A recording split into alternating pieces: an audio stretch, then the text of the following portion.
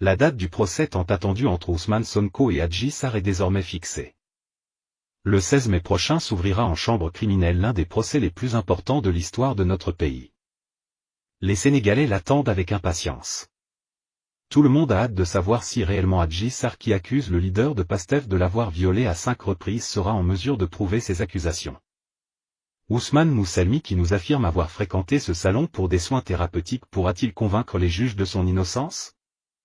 Le spectacle sera grandiose et notre pays sera tenu en haleine durant ce procès qu'on peut déjà qualifier de procès du siècle. Qui d'Oscar ou d'Adji en sortira vainqueur? J'ai déjà choisi mon camp et vous le savez.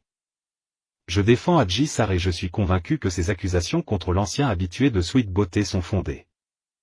En tout cas, on peut dire sans risque de se tromper qu'elle a déjà cumulé plusieurs victoires qui représentent autant d'atouts pour elle.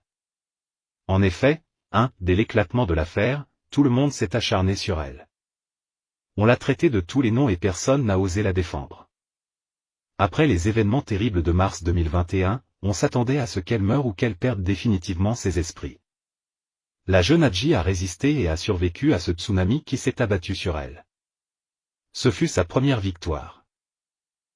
Après cela, tous les Sénégalais pensaient qu'aucun magistrat n'oserait convoquer de nouveau le tout-puissant leader de Pastef. Le juge Maham Diallo l'a fait et a même organisé la confrontation entre Adji Sarr et son violeur présumé. C'était la deuxième victoire pour Adji. Durant l'instruction, Pastef et ses soutiens ont tout tenté pour orienter les conclusions du juge d'instruction vers un non-lieu. Nous avons entendu parler du fameux rapport interne de la gendarmerie. Il y a eu aussi les audiomontages de Msenias. Malgré toute cette manipulation orchestrée par la toute-puissante industrie du mensonge de Pastef, le juge Maham Diallo a décidé de renvoyer l'affaire en chambre criminelle. Il s'agit de la troisième victoire de la jeune fille. Après le renvoi par Maham Diallo, il y a eu l'affaire de diffamation contre Mame Mbaye Niang. Toujours dans sa stratégie de manipulation, Pastef a crié urbi et orbi que l'État avait compris que le dossier de viol était vide et avait donc décidé de se rabattre sur le dossier de diffamation pour éliminer le candidat Ousmane Sonko aux prochaines élections présidentielles de 2024. Ils ont fait croire à leur auditoire que le procès Sonko-Adji Sarr n'aura plus lieu et que le dossier était désormais enterré.